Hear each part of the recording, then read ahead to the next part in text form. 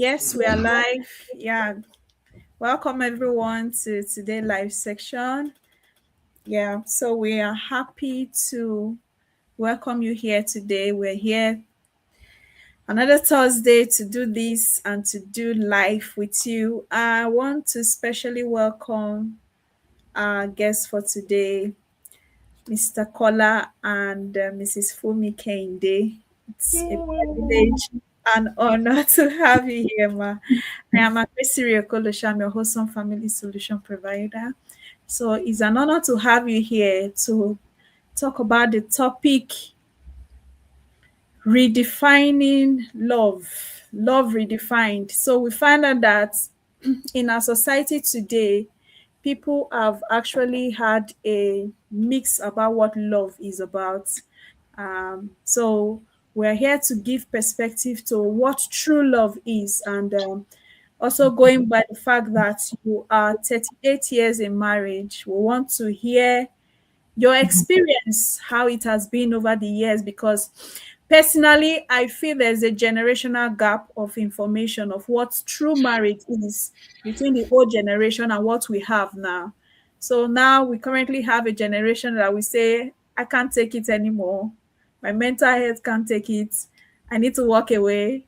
So marriage is now more like a contract, but we've seen that the older generation, they are counting years and years in marriage. So we want to learn. I particularly I am interested in drawing wisdom from those who have gone ahead of this journey. So, and this is where we tend to invite people to come over and share their experience. So thank you so much, ma. Thank you, sir.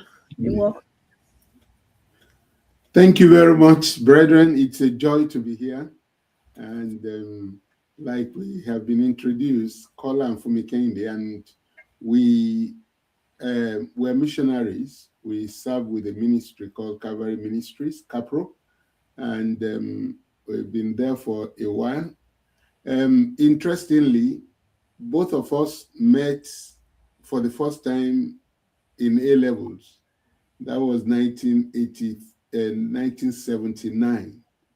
I did 1 year A level, then went to university. She did 2 years. We never saw again, but somehow God orchestrated things. And then we met again at Ibadan. After my service year, she was serving, and then we met in a church. It was just God, because she was coming out, I was going in. I can't tell you all the circumstances. And then I just saw the face. I said, no, this face looks familiar. I called her name. You saw the beautiful face. Oh, definitely. Which is still beautiful, by the way. Still beautiful, still glowing. So from there, I took her back to church, introduced her to all my friends there, and then eventually she got saved. I was coming back to disciple her and a few of her friends, and two of her friends, which, some people will say I was doing it because I wanted to marry her. I didn't even know I was going to get married to her then. I was just doing my duty as a child of God. But God will always allow you to sow into what He will benefit you with. So at the end of the day, we got married. It took us 9 months to go, 7 clear months before she agreed. She denied me. She told me no 3 times because of what she knew of me when we were in school. I was a total extrovert. She was a complete introvert. We were two opposite extremes. So she wasn't sure who this man is. But I was a changed man. Eventually, she said yes. And then 6 months later, we were at the altar. It is 1987, June 27th, 1987. And we've been on it since then. Thank you, sir. Thank you so much. Wow. So it's good to know. So, but while you were sharing, what came to me was that the fact that you said she was an introvert and you were an extrovert, because I tend to, I don't think the road just changed automatically when you got married. For some, I've known you for a while now, but I still think it is what it is. You're still this extrovert, and mommy is still this introvert. So, because people say, I think our personality is different. I think we have irreconcilable differences. We see terminologies like that. Why people should leave the marriage. So, how were you able to manage that difference in personality and just to do life together? Okay. Thank you. I think that at the beginning it was not easy because we didn't even have the awareness of those differences. It's now that we can put terminologies on them. But at the beginning, we did not know. I did not know I was an introvert and that he was an extrovert and how that would impact upon our marriage. And so, in the honeymoon itself, my husband went up to some friends who were there and invited them for breakfast. And then he just calmly comes in and explains and says, "Oh, I've invited them for," and I'm like, so you can imagine during honeymoon. And why was this so? No awareness, but also no preparation. The counseling they gave us was about 15 minutes. Submit if you are having difficulties and you don't talk to one another, or one of you cannot have sex, this is how you can do it. You know what I mean? That was it.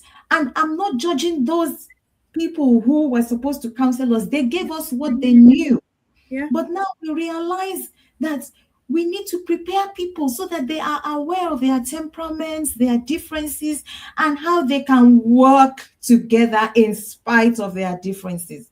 So we certainly had our issues, our difficulties, but God helped us. But we could have been saved a lot of those pains if only we were more aware than we were when we got married. Wow. Thank you, Ma. So I love the perspective where you came from, because really, it's just like what we're doing with Wholesome Family Solution, where we tend to go down to your childhood. First of all, we go down to your family background. What is your family setting like? What happened? How is how was marriage with your parents, right? Then what did you go through? What are the trauma? What were the things you experienced growing up as a child? That thing alone, people don't really know the impact it has, because you need to go down to the root. We just think people want to get married. Have you had sex before? Has it touched you? Have you touched her? Okay, you're okay. Then the next question is have you seen the parents? Have they seen your parents? Really, it's something that is lacking in this time.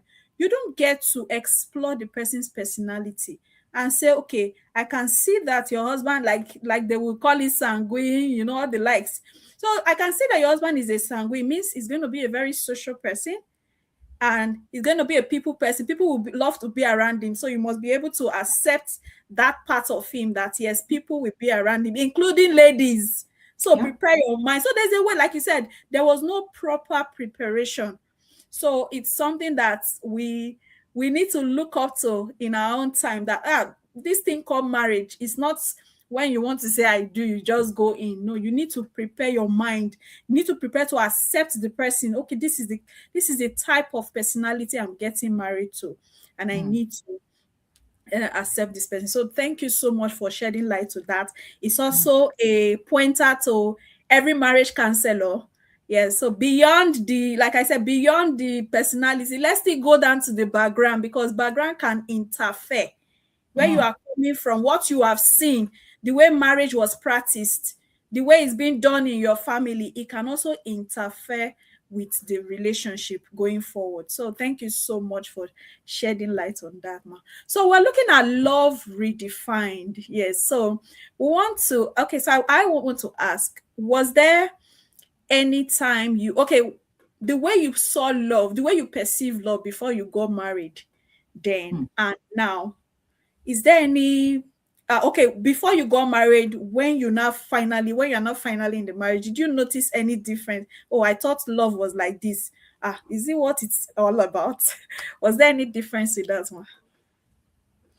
Yeah, Yes. there were quite a, a lot of differences. I mean, the many times people look at this bubble of what do you call it? Emotion. Feelings and emotions. Sometimes, especially many men, you look at it as a get out of jail card. At least I can now have sex as I want. And that masks the mindsets as they come into marriage. Whereas love is erotic to them, majorly. That it's, what do you call it? Um, it's driven by the emotions. But love is more than that. As we continued over the years, we had to develop a friendship. In fact, during our courtship, it took us all the while she was saying no, no, no. Those 7 months were 7 months of labor because we built up a friendship that was very thorough. I remember it was not in this time of GSM, of a mobile phone. Yeah. I had to go and line up at what do you call it? At Post the office. Post uh, office. yes, one place and wait, use coins and then call her and she will answer, we will talk and then we were doing that. It was almost like a very regular routine. All that while, all those 7 months, we were just building capacity. It helped us to build a sort of friendship, which is very, very important. Many people don't think about that today. A deep friendship that becomes like a bedrock. You see, love, we talk about filial, that friendship, we talk about eros, but the final one is the agape, the one that God really brings into play. So the first one was to develop that deep friendship, which really built up into that agape, because eventually, I mean, we both were Christians, and then we began to see one another from the eyes of God, more than just from, she's my friend, she's my friend. And that's what has really made us to stay in love and in this marriage up till now. We knew that God brought us together for a purpose, and then we knew it was a commitment. Our marriage vow was not just a word that we read. We look at it as a commitment, a covenant that cannot be broken. And so when troublous times came, which came, definitely, we had to look for a way of circumventing it so that we can be able to pass that blockade. Every time it comes, we look for a way to go by it because we know that there's a third, in fact, first person in this relationship that's binding us together. Thank you. Yeah. Thank you, Yeah. sir. Thank you, Yeah. sir. Do you want to say anything on that one? I think if I was to add a little bit to that, he spoke about those three levels of friendship. The truth was that when I wasn't accepting to marry him, I was not convinced that God was in it. So there was no problem with him as a person. Developing a friendship was not the issue. But is God with me? I promise you, this was it for me. So that's why, if it's a purpose driven marriage, you must know what you are looking for. If it was money, this is not to mess him up. If anything, I'm going to say this: he did not have money. The truth was, at the time, I had more money than him because I had a job. But I knew he was actively looking for work. but he did not have money. So for me, it was not about money. It was not even about, I loved him as a person. I didn't have a problem with him as a person. He was taller than me a little bit, if that's what you are looking for. He's good looking, if Tall, that's dark, what you're looking for. is tall, dark, and lovely. It's not that lovely. That's what they are looking for. Yeah. I didn't like the fact that he was extroverted, but my major reason for not marrying him was I was not sure that God was with me. And so I continued to pray. And of course, he was teaching me about discipleship. And then he gave me his books, the notes he had written to read. He actually also gave me a book to read. But the more I read his notes, the more I realized, oh, this man has something that is deeper than what I think. At that point, God spoke. A man who understands marriage like this, a man who understands things like this is the man I want you to be married to. And then, before we agreed, he also then said, by the way, I have a call to missions. And then I said, actually, when I gave my life to Christ, one of the things I told God was, if you want me to be a missionary, I would also be a missionary. So the Bible says in Amos 3:3, can two walk together except they are agreed? Are we coming to this marriage just to fulfill our sexual needs? If that is it, let it be clear.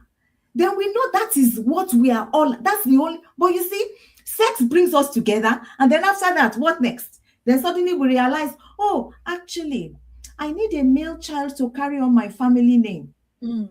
Well, why didn't you say that at the time? So that we will quickly have a good talk around how do we have male children? What if we don't have male children? Are there other ways to having a male children? What drives you? What makes my husband wake up in the morning? What makes me wake up in the morning? That purpose needs to pull us together and pull us forward. Without that purpose, that's why you spoke about irreconcilable differences.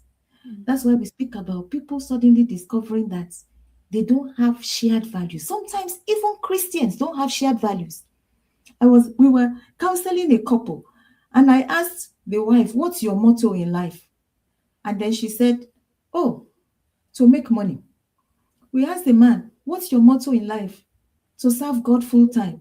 They didn't discuss these things before. So no wonder the man is in ministry trying to serve God, but the woman is not fully sharing those values because she thinks he should be out there making money.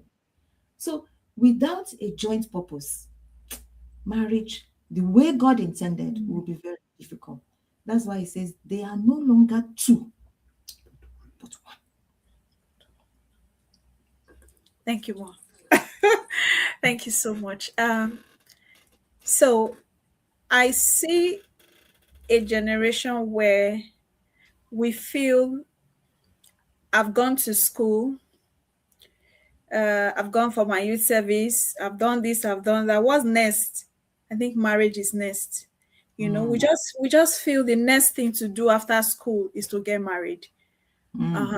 So without, as Daddy was talking, I was just like, the qualities of a real man or the qualities of a real woman. So maybe if you can throw more light, Daddy, maybe from your perspective, give us the quality of what do you need to, what capacity do you need to build before you even say, okay, I want to consider this thing called marriage. Because we see that when you enter into it, thinking is the next step, especially, okay, let me say for those from dysfunctional family now, where you feel, the problem in my home is too much. I can't wait to get married. By the time I marry, I've left all my problems.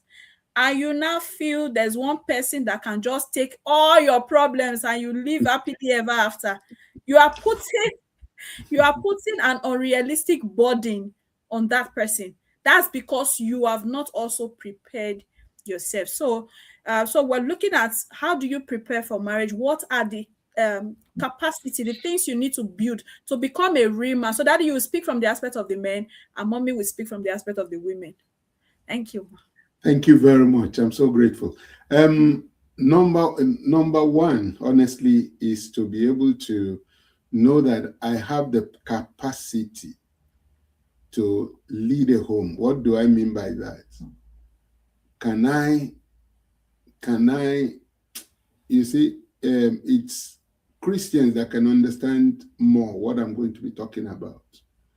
Do I have the capacity to be self-sacrificing, to be ready to give my life if need be for this, that, because that's the highest point of love,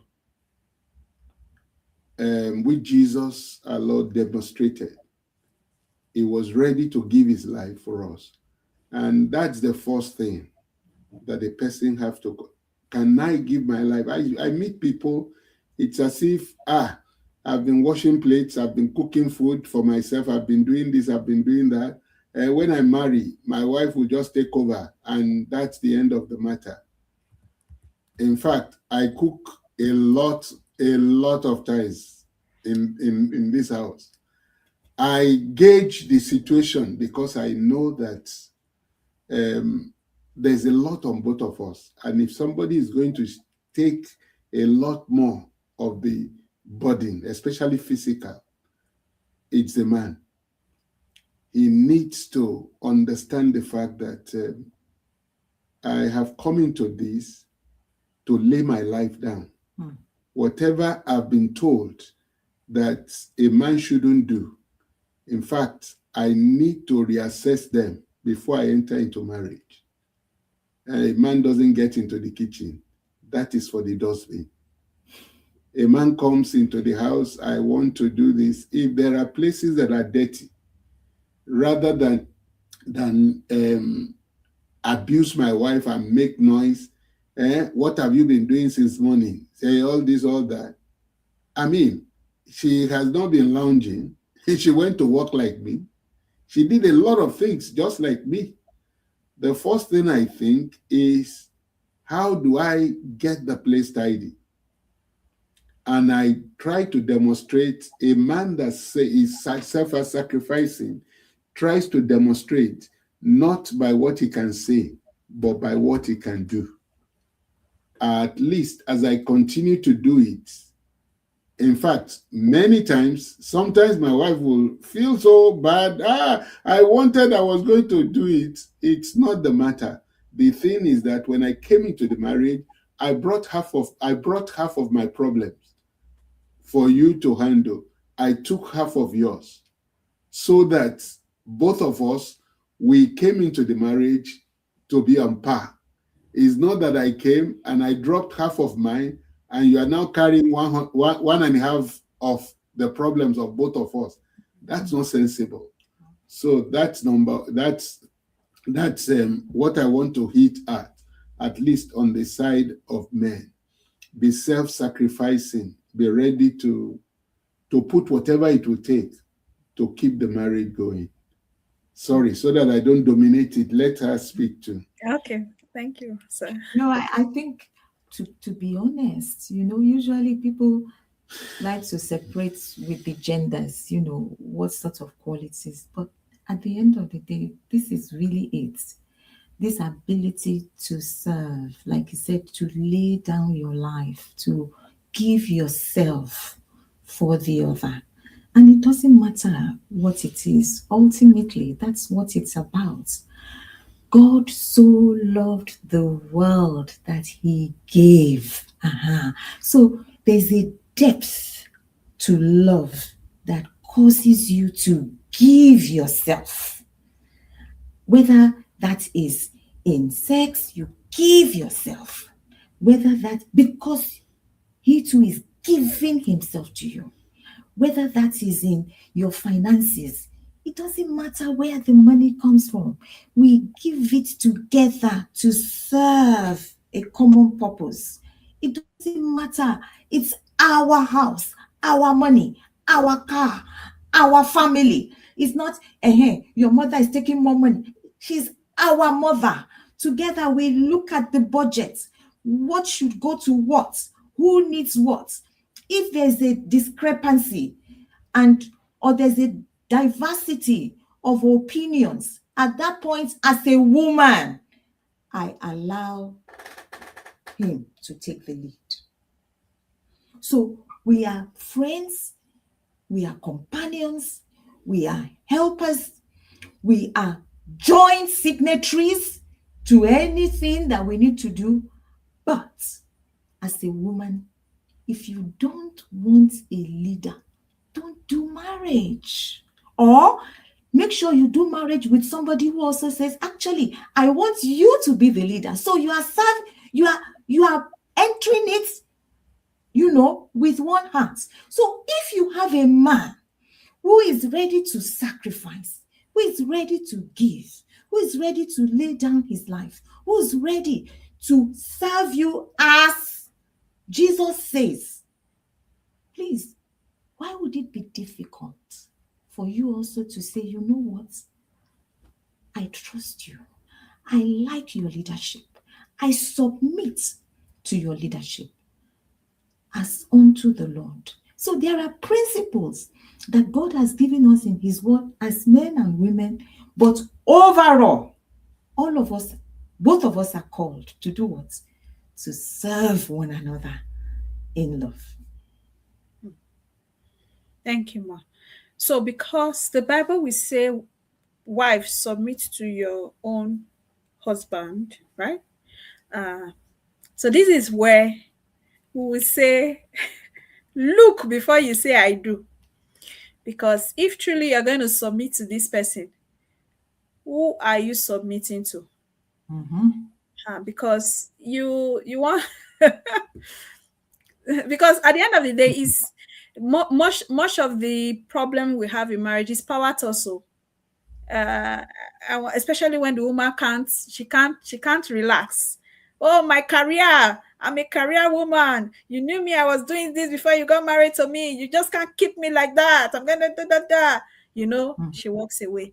So before you say I do, they said you have to wait. You have to, okay, is this person, like you said you read some books daddy gave to you, you read his material, and you felt like, I can see a leader in him. I see this person that is somebody that is going to lead me into the right path that I have also chosen for my life, because you knew what you wanted, right? So I think that's the beginning. So before a man will say, I'm the head of the home, nobody is dragging the head with you, right? But ask yourself, am I leading the home in the right path?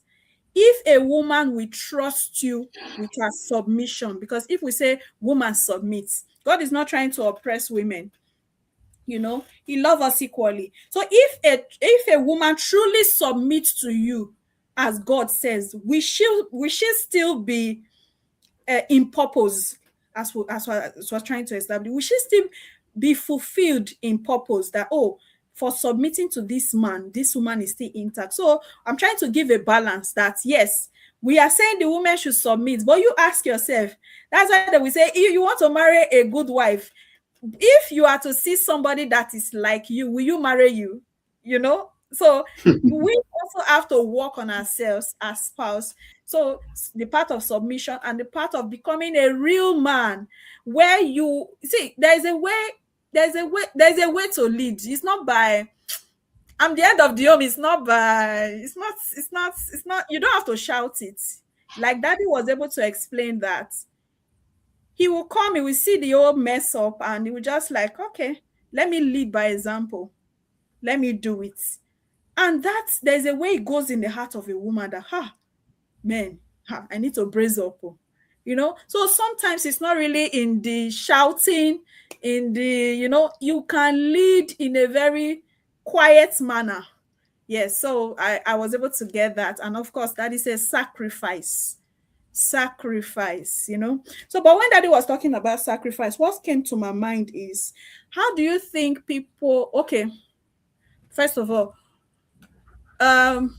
this is marriage now. You've lived with your parents some maybe 20 years or so, and now you're coming to meet with someone So just to fit into that person's life, how do you manage that part of, this is my family, I've known them, they've been part of my life, they've been supporting me, and this is not the person that God has given to me.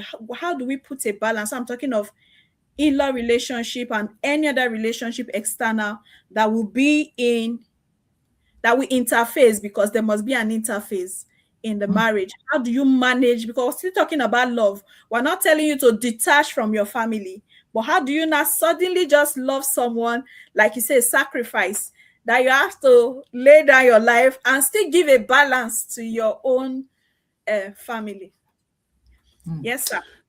Yeah, it's honestly, that's one of the first things that a man and also a woman needs to sort out once they get married. I lived in my home for 30 years. And when I even got married, we just moved almost down the road. But my parents, thank God, God gave us parents that were fantastic on both sides. People who don't want to interfere. But again, by the way we carried ourselves, by the way we talked to them, they know there are things that are no-go area. Don't interfere in this matter. This is my home. And you have to drop those subtle hints. And people understand that, look, you can't just talk into this marriage anyhow. And if somebody ever tried, I don't think anybody, not my mom, not my siblings, not my wife, my sister or my brothers ever did. Because before we got married, they know me. They know that you don't just go beyond what you can't handle. So they knew. And from my home before, I had a father that that knows how to put that balance. He loves his wives. We came from polygamous homes, but our father knew how to handle stuff. He loves his children so much. So there's no schism there. He knows how to handle the children, how to handle the wife, so that there's no, even though we were, what do you call it? We were from different mothers, but we were able to still gel and work together as one, So it wasn't difficult for everybody to accept my wife, because the moment I got married to her, they knew that they were accepting. All they did was to put all the honor that they had for me upon my wife. And exactly the same thing happened with the home of my wife. All the honor, in fact, my mother-in-law and my brother-in-law and sister-in-law, all of them took me as if I was their first. She is the first child in the family. But that honor, they passed it on to me. To make decisions, to talk about things, to do quite a number of things. That's the way it was. Because they knew what we both were.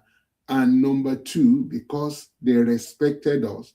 And they know that, look, if I say don't go there to begin to do things to my wife, the way I love my wife, they know. So they won't go in that direction. But if you don't put those, if you don't have those, what do you call it? Boundaries right from the beginning, you are already creating a venue for disaster in the future. Thank you, sir. Yeah, let me hear your perspective, ma.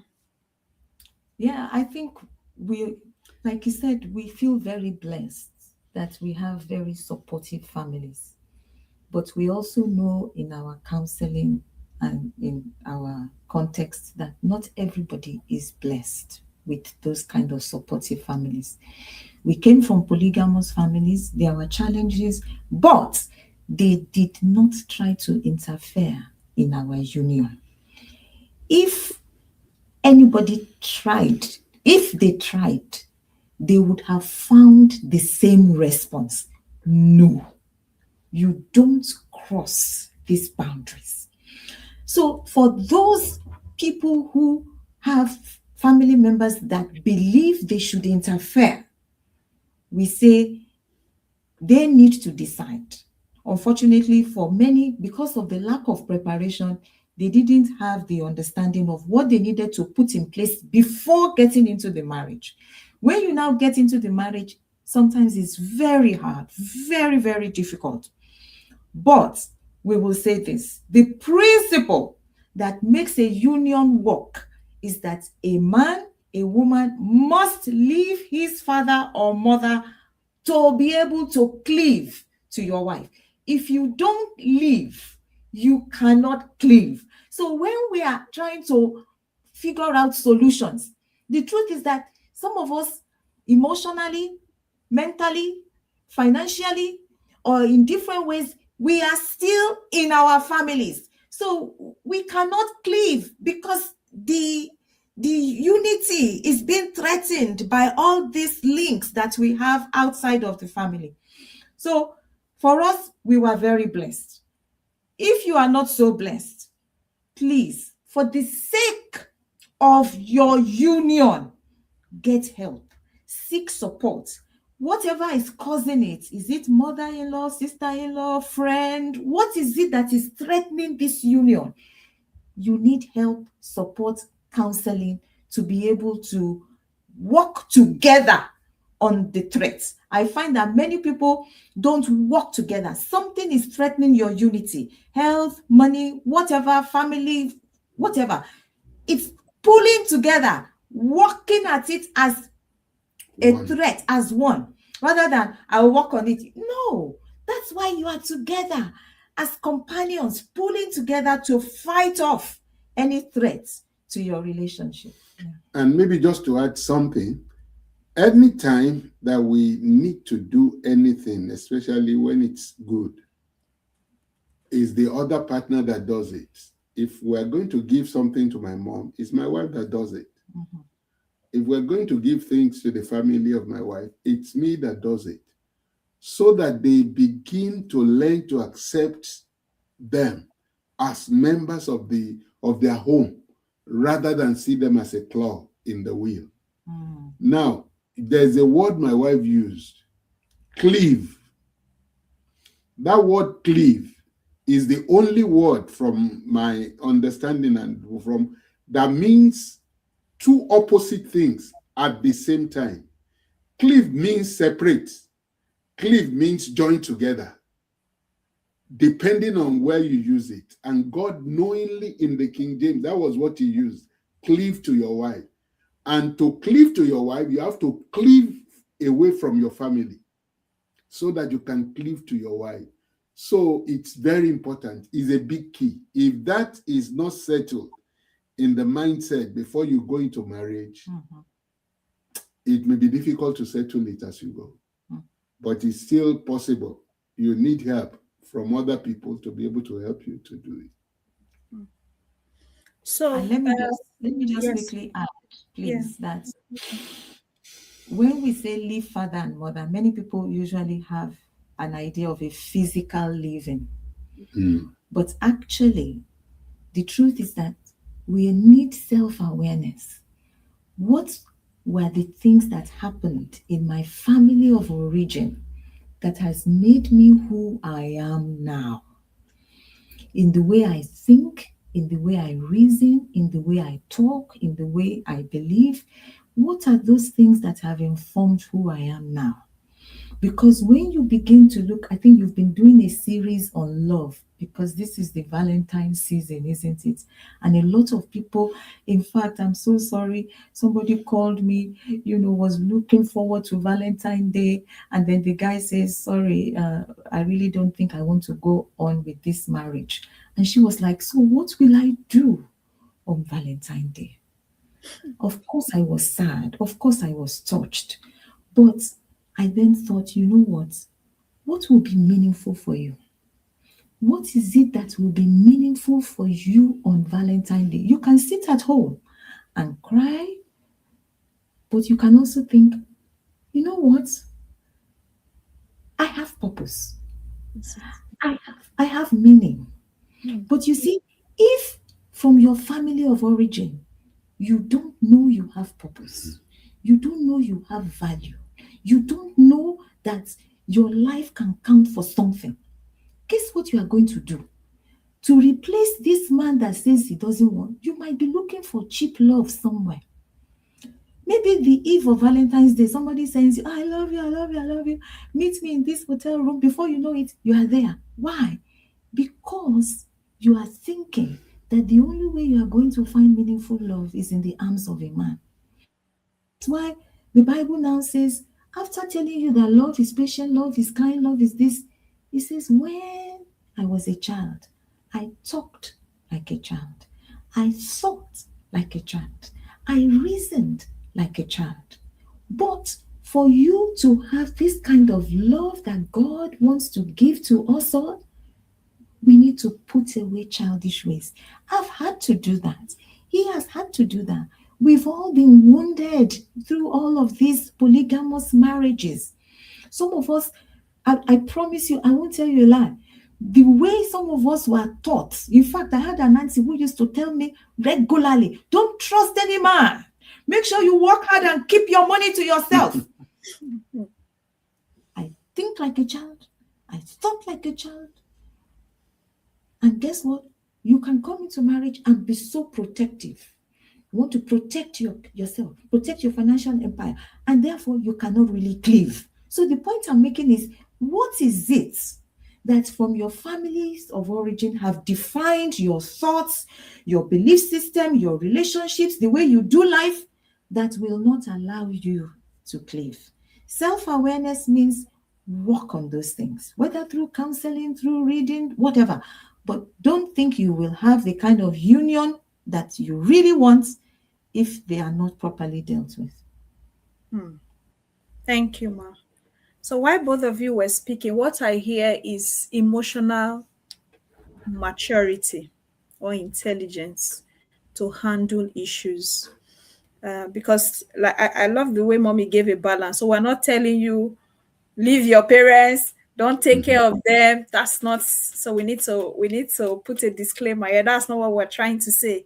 I'm not saying leave your parents, care for them, but also accept the fact that there is somebody now in your life that is number one, if I should put it that way, that oh, this person takes priority. Because if you love them so much, sure you would have married them now, but they can't fit into that role.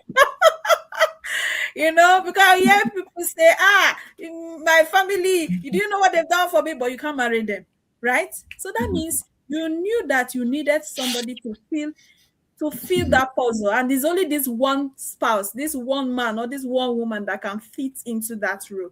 So you need to appreciate the fact that yes, because you were looking for, you felt the emptiness, you felt the need, like God said, it's not good that a man should be alone.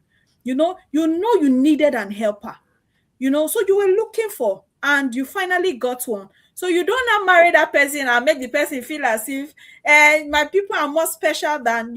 So No. we must give it a balance. So emotional maturity is what will help you identify, and of course, what mommy say, emotional maturity and awareness.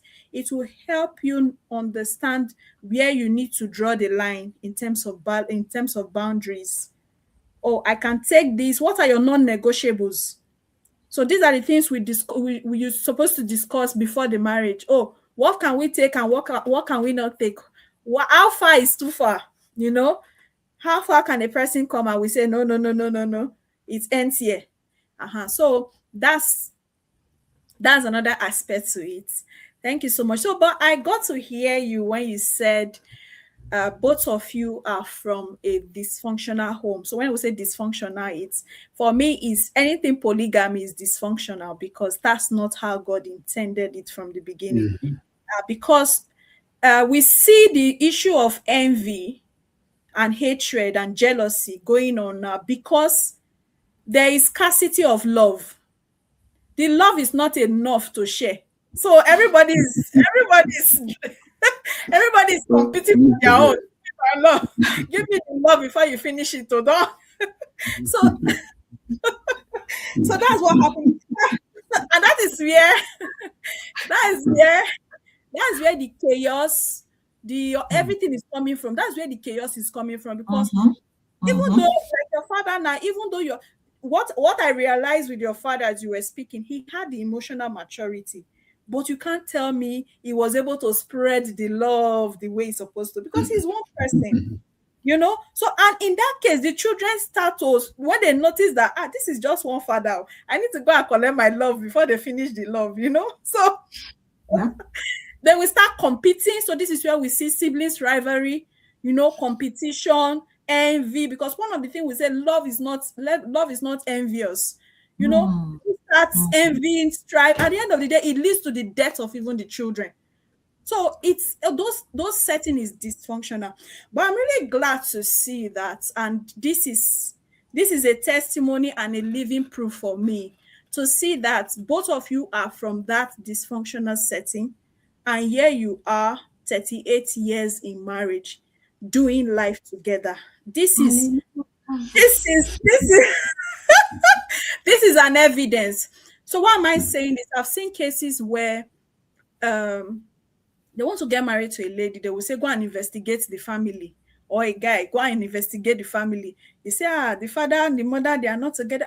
That person cannot stay in marriage. Oh, the way the father left, that's how she will live. Or that's how, you know, you want to pour the sins of the father, you want to transfer it to the children, to the innocent child.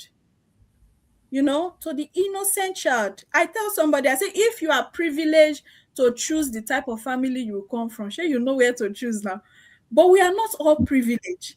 So if this person is coming from this particular background, you don't have to rub it off the person's face and say, this is where you're coming from. So I've seen cases where guys, family will interfere in terms of, you can't marry this person cannot make a good home, this person may live the way the mother left or the way the father left, you know, that fear of the unknown. So I just want you to share with us what shaped your mindset, knowing that yes, we are from different background, and what made you to come to that resolve to say it ends here, it's not going to uh, so because one of the things we do is we say you can become the healthy branch in your family tree. Yes, for you to say, yes, I'm going to build a healthy family legacy that my children will look up to in the future. How did you get there? What were the challenges you experienced along the line? I think one of the things that really determined a lot of things for me, and definitely for us, is this is the Christian life, being a disciple, understanding the fact that, look, being a disciple of Jesus and in the family of faith transcends every other family affiliations, whatever it may be. And all that I have transcended my family, everything that happened within my family, maybe because I had very good discipleship input into my life early. So quite a lot of things that people run all over the place to try and address, it had been addressed for me in Christ. Amen. You know, when the sun sets you free, you are free indeed. I came to know it very early and to believe it, not just to not just to take it as just anything, but as a practical word. So many of those things, they matter to me as long as the person I'm marrying is a disciple also. We can navigate over all those issues. In at the point of discipleship, I'm sorry, I'm making it a lot spiritual, because that's the way it is for me. That's the way. At the point of discipleship, everything, it erodes a lot of things if it's deep enough. Every other thing cannot, your family traditions, your family things cannot catch up with it. They will drop like butter on a hot knife. And that's why I was saying earlier that depth in Christ before you begin to rush into this, if you are a Christian, is very important. It's very important. It did not honestly affect us as we went on, because we knew who we were and we entered into marriage as who we were. We had a purpose. We knew we were going to be missionaries even before we got married. This marriage would not have been if my wife didn't have a burden to become a missionary. If I didn't have, we didn't even know what that would crystallize to become. But we had a purpose. We knew where we were going, and we knew we were going into it in Christ. So every other thing dropped from our lives, just like that, as we have walked all these years. I think my wife will complete that if she has something to add. Yes, Well, I sir. think that's the whole point of your relationship. Our destinies are linked. Our destinies are linked. So, if we come from what we call a dysfunctional family, it's not a label, it's not your fault. We choose many things, but we don't choose our families. I could have been born to a family of two alcoholics, and honestly, it's not your fault. Sure. We don't blame people, judge people, condemn people because of their families. They had no choice. I would probably also be very different if I was brought up by two alcoholics. You get what I mean?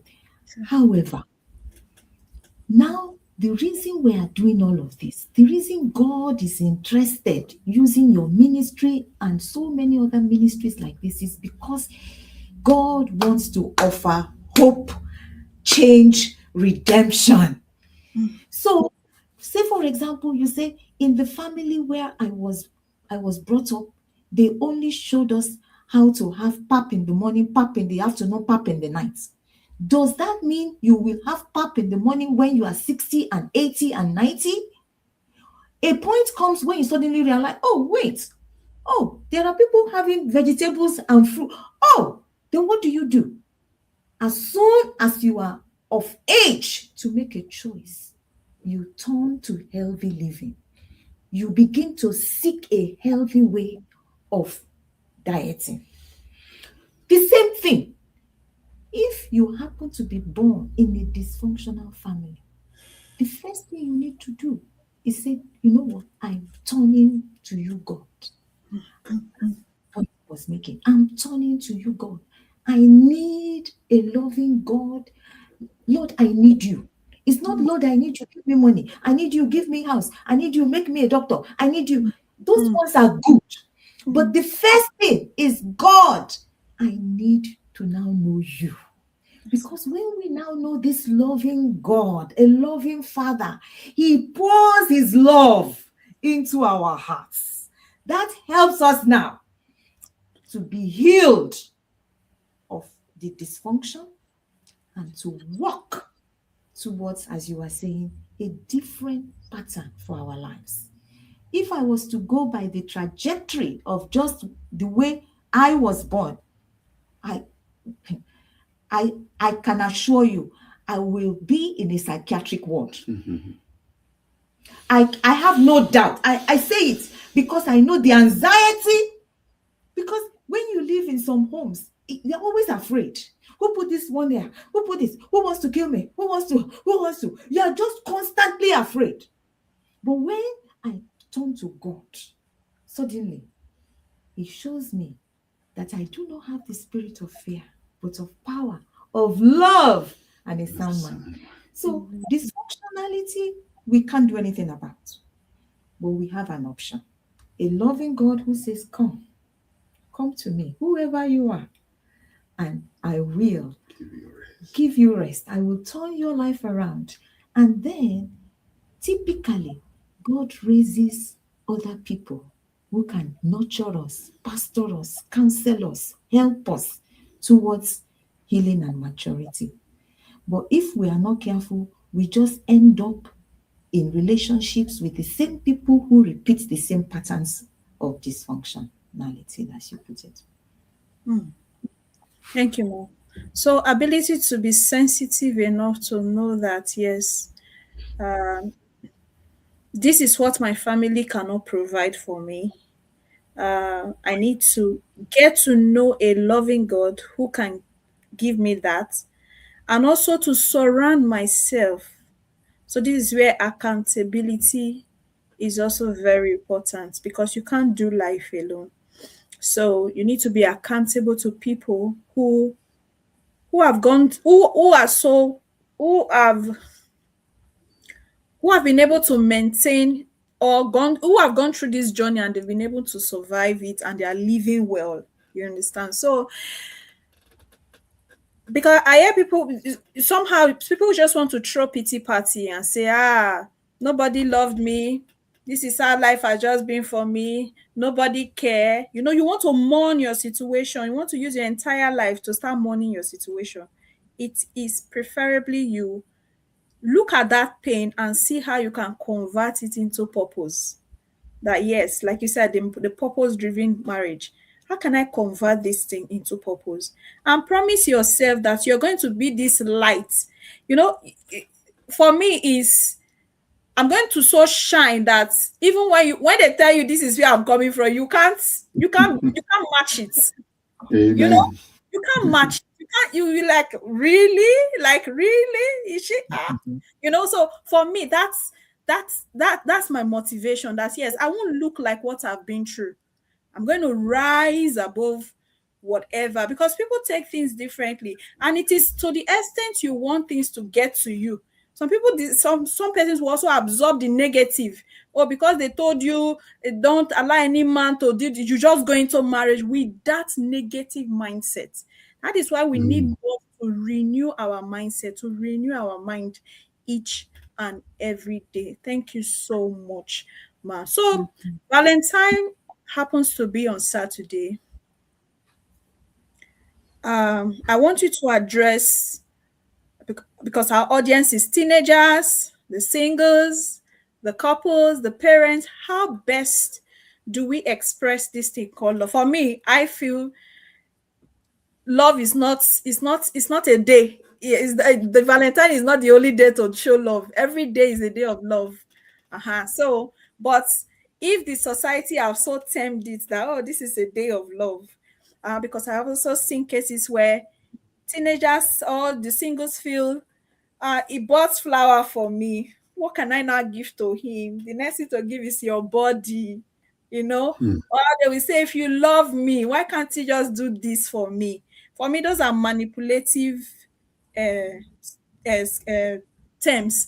Okay, because if you, like you said, people from dysfunctional home, they are also not sensitive enough to discern the kind of spouse or the kind of relationship they should be into. They not see themselves in a wrong kind of relationship from one to another. You are still with the wrong person. So I just want you to touch on Valentine, since it's the season of love. What does Valentine mean for a teenager, for a single that is about to get married, for a couple, and for a parent?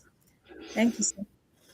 Yeah, thank you very much. I will just talk quickly on, you see, because when you don't understand the origin of a thing, sometimes it gets fuddled up and you just do what you think. And it starts with one person doing against what you think it is, and everybody begins to multiply, especially when it tickles the flesh.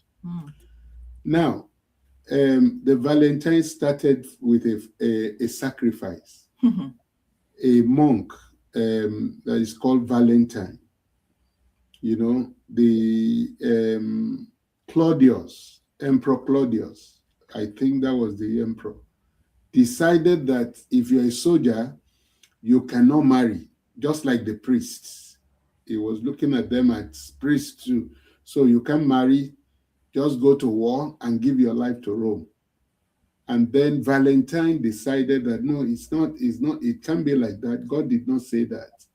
So he began to marry them in secret to fulfill the purpose of God, because they were not called not to marry.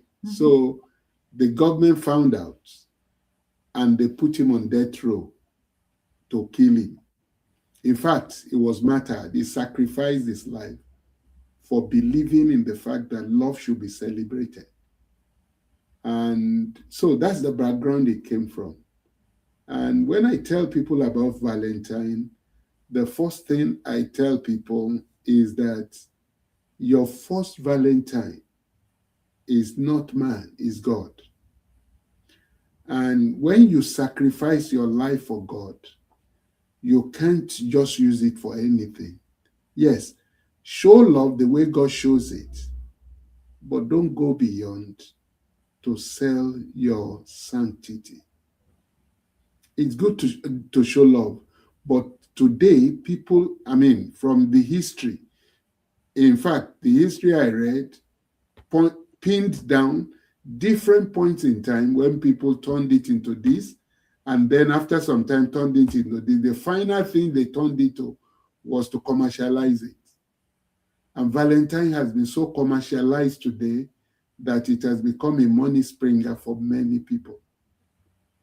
So if you give somebody something on Valentine, he weighs your value by the value of what you are giving to him or her. But I don't think that's what it ought to be. I believe the value of my Valentine is, number one, the God that has given me life sacrificed his life for me. And then I need to be able to sacrifice for others too. And whatever anybody gives me during Valentine, if it's even a cup of water, I should be able to appreciate it and to thank God for it. I shouldn't look for anything so big. I shouldn't be ready to give my body into sex or any other thing just because it's Valentine's Day. The issue is, what can I give that will not cost me to be against God? Am I speaking? Yes, sir. So that's the way I see it. It's a good thing. It's not a bad thing to celebrate love, and we need to celebrate love. But how we celebrate it is the issue. Don't give your body in a useless way that you will regret later. Give your love in a way that you can show it, no matter how small, and trust God that God will use it to bless whoever you have given it to. Thank you. You see, my wife always caps what she because of her profession. She has a way to put some of those things better than I do. You have put it very well, and that's unity, isn't it? I think that to be completely honest, he has said it all, about, if we really want to do Valentine, you must understand what you are celebrating. Like celebrating Christmas, what is it about? Easter will soon be around. What is it about? Mother's Day, what is it? Anything you are doing, it's not just, don't just walk with the feeling, walk with the thinking. Think. You say you love me. What exactly does that mean? Do you know that if you, some people, if you ask your boyfriend, your girlfriend, what does that mean? Suddenly they are stammering. It means I bought you flower now, but I bought you. Can you see? So it has to go beyond the feeling. Love is not blind. There has to be a thinking to it. There has to be a purpose to it. God so loved, he gave, and therefore to redeem us. So this Valentine's Day, let's make it meaningful. Who do you really care about? Oh, I care about children. Which children can I bless? What will it cost me?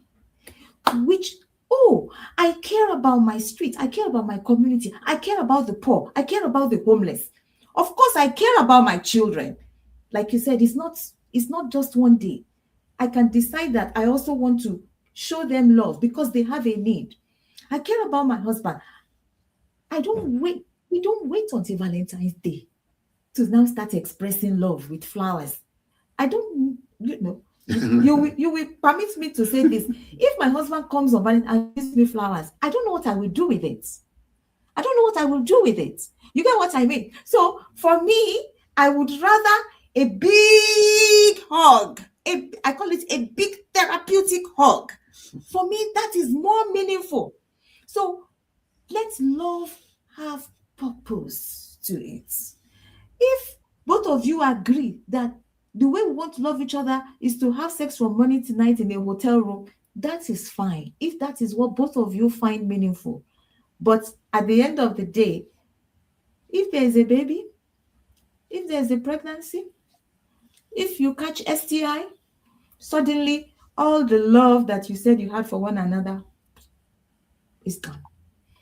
Or if you begin to have feelings of guilt, or you begin to feel ashamed, then is that really what you want to do with your life and yourself and your gifts and your graces? You get what I mean? So just don't just go with the feeling, put on your thinking cap and make wise choices that respect who you are and your destiny in life.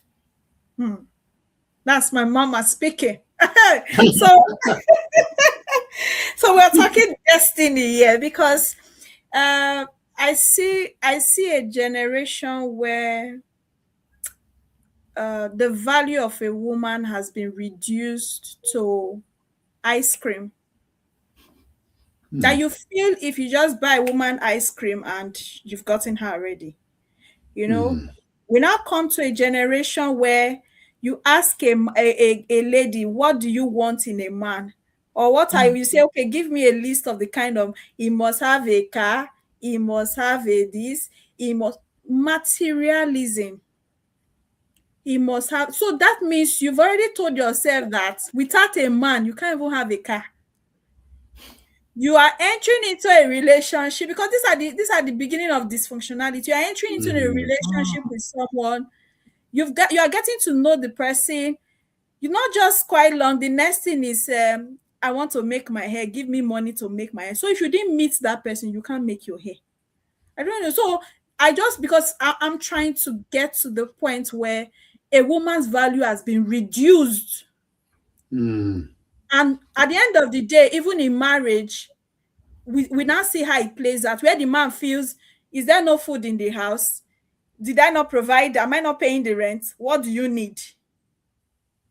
You understand? So that in itself, it's not proper. So I want to first of all especially thank you so much for joining in. There's no question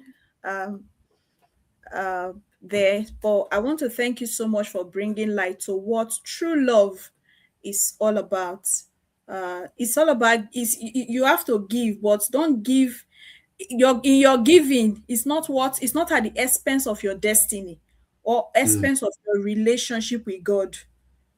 So we need to draw that line, and also to know that love is self-sacrifice, ability to give yourself, to be committed into something. It's not beyond the feelings. Feelings is very good, when you all the butterflies flying, but you see that marriage also comes with responsibility. So when the responsibility starts showing up, what will now happen to that feelings? So that's why we say, so when we say marriage is beyond feelings, we're not trying to tell you that you won't feel something for the person. As it's passing by, you feel like, this is my own. No. You will feel it, but use, like she said, put on your thinking cap. Don't lose your guard, and you call it love. So I want to thank you so much, Mansa, for honoring this call, for deciding to say, yes, I will show up in this platform today. Like I said, it's a privilege and an honor to draw from the old generations. We old. We're not old. So it's I a just have a privilege. white here. Yeah. So it's a privilege to draw from, because people will say, when you talk these days, they will say, they are old school, but they are the ones that their marriage are working. You that say you are new school, you can't stay. So just like when we're talking about that, you think you are wise. Sometimes the foolish ones are the one making their homes work. You know, Mm, they mm. are foolish, but like the Bible says, God uses the foolish things to confound the wise. So in your foolishness, that is where submission comes in. Like you said, if you notice the matter is heating up, your spouse is not seeing it from your end, just slow down a bit. It doesn't make you foolish. You are just trying to protect what God has given to you. So I want to thank you so much. I want you to give your final encouragement. There are many persons that look forward to celebrating 30 years, 40 years, 50 years, 60 years in marriage, just like the way you are today. So what's your final talk, final advice for people like that? Yeah, I think what I will say quickly is the fact that many times, many people just pick the two. They say, well, husband is love your wife, wife is Submit. Submit. submit. But they forget that the duties of the husband and wife came inside a passage detailing discipleship experience in the kingdom. And before he began, he had already talked about the way Christians should live generally and ended that portion with submit one to another before he began to now say, husband, love your wife. And then he began to talk about wife, submit. So there needs to be mutual submission. So if you're demanding submission from your wife, you yourself need to submit to your wife. There are areas I know that my wife can do some things better than I can, and I submit to her in those areas. When we first got married, my wife was our accountant. I work and I come back home and I put my salary. I just give it to her. She joins it and then she makes a plan. And as we went ahead, she will be spending even money that I will spend, I will take it from her. Many people, the day I shared it in church, everybody looked at me and said, this man, what kind of man are you? But that cemented our home and built the capacity to trust one another over the years. And it's been just like that. We spend from the same purse, even though we have separate accounts, but we are both signatories on the two of our accounts. We submit to one another, we discuss as we spend. So this issue of being able to submit to one another is very key before you begin to talk about marriage. And understand that submission, what will make your home last is to understand the fact that the moment I come into this, it's a one-way trip. And to understand that God, you will have to help me, whatever it will take, we will go through it and we will come out at the other end clean. Yes, it's very important. And then if my submission, if my love is going to be true love, how did Jesus say I should love? If I'm going to submit, how did Jesus say I should submit? And once we get this right, honestly, you can pass over every hurdle. It will come, but you will be able to ride over it. Storms will always come, but the sufferer will always ride above it. Amen. Because he knows what to do. Amen. Amen. Thank you, sir. Yes, ma'am, your final words. Those are the final, those are the final words.